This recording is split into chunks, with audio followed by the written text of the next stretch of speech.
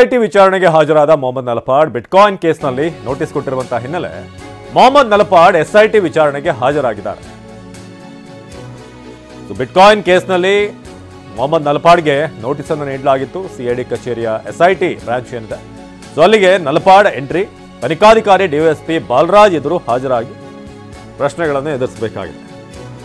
BJP ಸರ್ಕಾರದ ಅವಧಿಯಲ್ಲಿ ನಡೆದಿದೆ ಎನ್ನಲಾದಂತಹ ಹಗರಣ. ಶ್ರೀಕಿ ಮೂಲಕ ಹಲವು ಬಿಟ್ಕಾಯಿನ್ ದೋಚಿದ್ದಂಥ ಆರೋಪ. ಬಿಟ್ಕಾಯಿನ್ ಹಗರಣದ ತನಿಖೆಗೆ ಎಸ್ಐಟಿಯನ್ನು ಕಾಂಗ್ರೆಸ್ ಸರ್ಕಾರ ರಚನೆ ಮಾಡಿತ್ತು. ಶ್ರೀಕಿ ಸೇರಿ ಮತ್ತಿತರರ ವಿರುದ್ಧ ದಾಖಲಾಗಿದ್ದಂಥ 10ಕ್ಕೂ ಹೆಚ್ಚು ಕೇಸ್ ಇತ್ತು.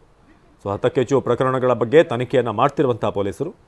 ಇನ್ನು ಹಗರಣ ಸಂದರ್ಭದಲ್ಲಿ ಶ್ರೀಕಿ ಯಾರ ಜೊತೆ ಈತ ಸಂಪರ್ಕದಲ್ಲಿದೆ, ಯಾಕಂದರೆ ಈತ ಹ್ಯಾಕ್ ಮಾಡ್ತಾ ಇದ್ದ ಅನ್ನೋದು ಗೊತ್ತಾಗಿದೆ. ಬೇರೆ ಬೇರೆ ವೆಬ್ಸೈಟ್ಗಳನ್ನು ಬಿಟ್ಕಾಯಿನಿಂದ ಯಾರ್ಯಾರು ಲಾಭ ಮಾಡ್ಕೊಂಡಿದ್ದಾರೆ, ಬಿಟ್ಕಾಯಿನ್ ಹೇಗೆ ನಗದು ರೂಪಕ್ಕೆ ಬದಲಾವಣೆ ಮಾಡಲಾಗ್ತಿತ್ತು, ಇದೆಲ್ಲವನ್ನು ಕೂಡ ವಿಚಾರಣೆಯಲ್ಲಿ ಈ ತನಿಖೆಯಲ್ಲಿ ಈಗ ಹುಡುಕಲಾಗ್ತಾ ಇದೆ. ಇನ್ನು ಬಿಟ್ಕಾಯಿನ್ ಪ್ರಕರಣದಲ್ಲಿ ನನ್ನ ಪಾತ್ರ ಇಲ್ಲ ಅಂತ ವಿಚಾರಣೆ ಬಳಿಕ ಮೊಹಮ್ಮದ್ ನಲಪಾಡ್ ಹೇಳಿದ್ದಾರೆ. ಬನ್ನಿ ನಲಪಾಡ್ ಏನು ಹೇಳಿದ್ರು ನೋಡೋಣ. ಸರ್, ನನಗೆ ನಿನ್ನೆ ನೋಟಿಸ್ ಕೊಟ್ಟಿದ್ರು ನಾಳೆ ಬರಕ್ಕೆ. ನನಗೆ ನಾಳೆ ಪರ್ಸನಲ್ ವಿಚಾರ ಇರೋದ್ರಿಂದ ನನಗೆ ಯಾವುದೇ ಥರ ಭಯ ಇಲ್ಲ. ಏನು ವಿಚಾರ ಇದೆ ಮಾತಾಡಬೇಕು ಕರೆದ್ರು, ಏನು ನನ್ನ ಕ್ಲಾರಿಫಿಕೇಶನ್ ಕೇಳಿದ್ರು, ಅದನ್ನು ಬರೆದುಕೊಂಡು ಬಂದಿದ್ದೀನಿ. ಯಾವುದೇ ಥರವಾದಂಥ ಏನೂ ನಂದು ಇನ್ವಾಲ್ವ್ಮೆಂಟ್ ಇದರಲ್ಲಿ ಇಲ್ಲ. ನನಗೆ ಅವನು ಪರಿಚಯ ಇದ್ದಾನೆ ಅಂತ ಶ್ರೀಕಿ ಅವರು ನಮಗೆ ಪರಿಚಯ ಇದ್ದಾರೆ.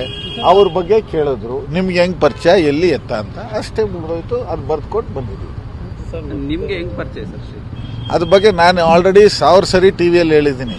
ನನ್ನ ತಮ್ಮನಿಗೆ ಅವ್ರದ್ದು ಫ್ರೆಂಡು, ಅದ ರೀತಿ ನಮ್ಗೆ ಪರಿಚಯ. ಬಾಕಿ ಇರೋದು ಇನ್ವೆಸ್ಟಿಗೇಷನ್ ಮುಗಿಯುತ್ತೆ, ನಿಮಗೆ ಗೊತ್ತಾಗುತ್ತೆ ನಂದು ಇನ್ವಾಲ್ವ್ಮೆಂಟ್ ಇದೆಯಾ ಇಲ್ವಾ ಅಂತ. ನನಗೆ ಯಾವುದೇ ಥರವಾದಂಥ 1% ಕೂಡ ಭಯ ಇಲ್ಲ. ಇದರಲ್ಲಿ ನಂದು ಏನೂ ಇನ್ವಾಲ್ವ್ಮೆಂಟ್ ಇಲ್ಲ.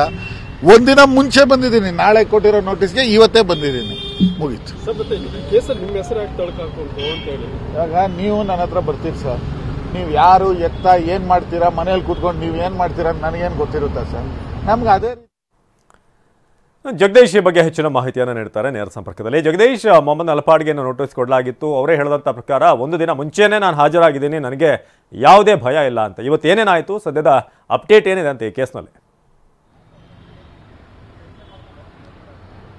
ಖಂಡಿತ ಅವಿನಾಶ್, ನಲಪಾಡ್ ಯಾವುದೇ ಭಯ ಇಲ್ಲ ಅಂದ್ರೂ ಕೂಡ ನಾಳೆಗೆ ನೋಟಿಸ್ ಕೊಟ್ಟಿದ್ರೆ ಇವತ್ತನೇ ಎಸ್ಐಟಿ ಕಚೇರಿಗೆ ಬಂದು ವಿಚಾರಣೆಗೆ ಹಾಜರಾಗಿದ್ದಾರೆ.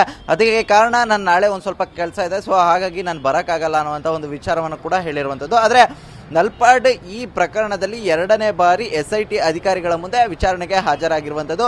ಈ ಹಿಂದೆ ನಾನು ಏನು ಹೇಳಿದ್ದೆ ಅದೇ ವಿಚಾರವನ್ನೇ ಈ ಬಾರಿ ಕೂಡ ನಾನು ಪ್ರಸ್ತಾಪಿಸಿದ್ದೇನೆ ಅನ್ನುವಂಥ ವಿಚಾರವನ್ನು ಅವರು ಉಲ್ಲೇಖಿಸಿರುವಂಥದ್ದು.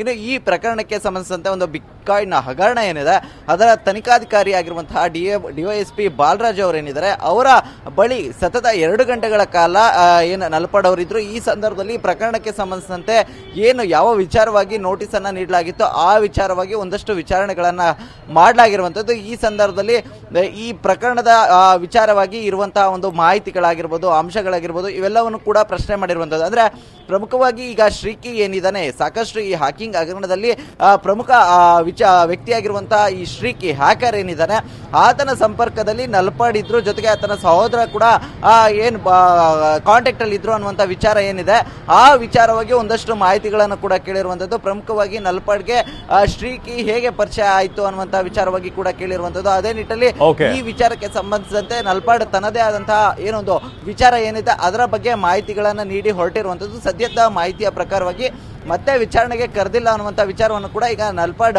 ತಿಳಿಸಿರುವಂಥದ್ದು. ಅವಿನಾಶ್, ಧನ್ಯವಾದ ಜಗದೀಶ್ ಮಾಹಿತಿಗಾಗಿ.